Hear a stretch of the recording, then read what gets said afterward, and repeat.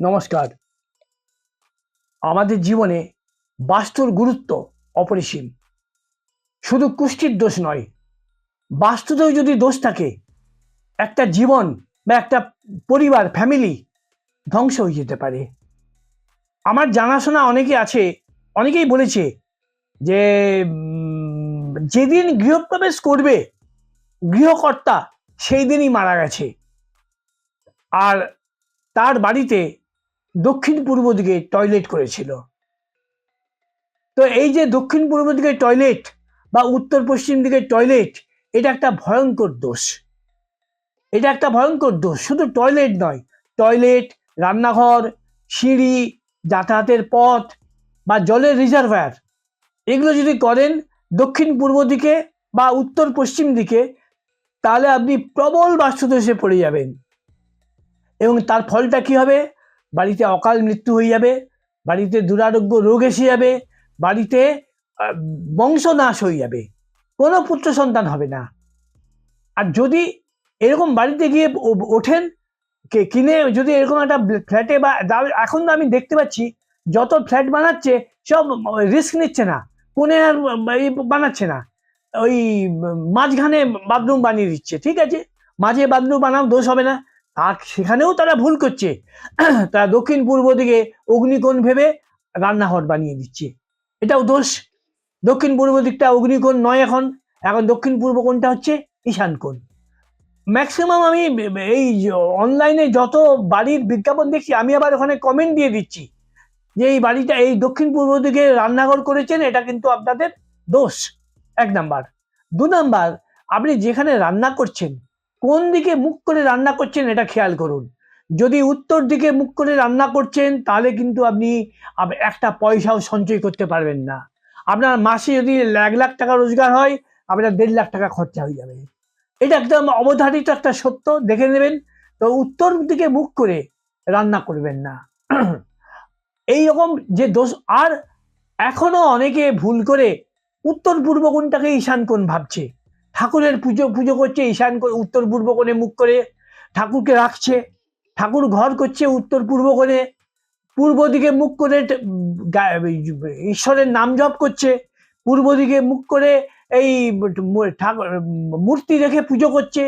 এই সবই ভুল, এই সবই ভুল। ঈশান কোণ এখন দক্ষিণ পূর্ব কোণ। ঈশান কোণ আর কোনো অন্য কোনো কোণ নয়।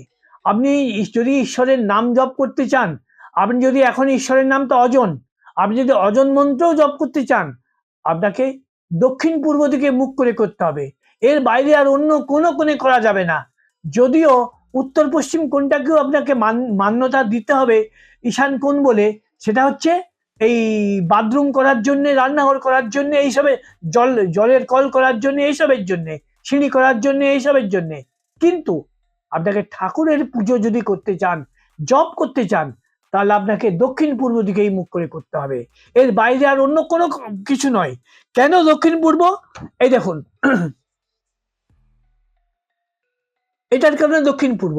দেখুন, ওই দক্ষিণ পূর্ব দিকে ওই ইকুইনক্সিয়াল মুভমেন্ট হচ্ছে, বিষম মিলন, সূর্যের বিষম মিলন হচ্ছে দক্ষিণ পূর্ব দিকে। এই যে দক্ষিণ পূর্ব দিকে সূর্যের বিষম মিলন হচ্ছে, এই দক্ষিণ পূর্ব কোণটা হচ্ছে এখন রাশিচক্রের দক্ষিণ পূর্ব দিকে, মীন রাশির 27 ডিগ্রিতে। ওই কোণটা হচ্ছে এখন ঈশান কোণ। আর কন্যা রাশির 27 ডিগ্রিতে, ওটাও এখন ঈশান কোণ। এই দুটো কোণে আপনার এখন ঈশান কোণ, মানে ঈশান কোণ। আর ঈশ্বরের পুজো যদি করতে হয় তাহলে আপনাকে ওই দক্ষিণ পূর্ব কোণটা দিয়ে করতে হবে। এই ভুলটা যদি আপনি সংশোধন না করেন, যদি এখনো উত্তর পূর্ব কোণটাকে ঈশান কোণ ভেবে পুজো করেন বা ঠাকুরের নাম জপ করেন বা উত্তর পূর্ব কোণে ঠাকুরের মূর্তি রেখে পুজো করেন, তাহলে কিন্তু আপনি ভুল করছেন।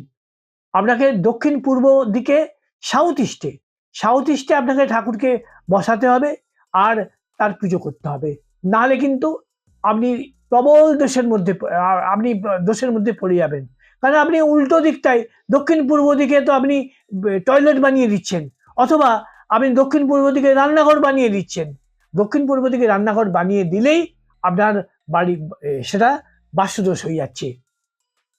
দক্ষিণ পূর্ব দিকে রান্নাঘর করবেন না, বাথরুম করবেন না, সিঁড়ি করবেন না, জলের রিজার্ভার করবেন না, যাতায়াতের পথ করবেন না।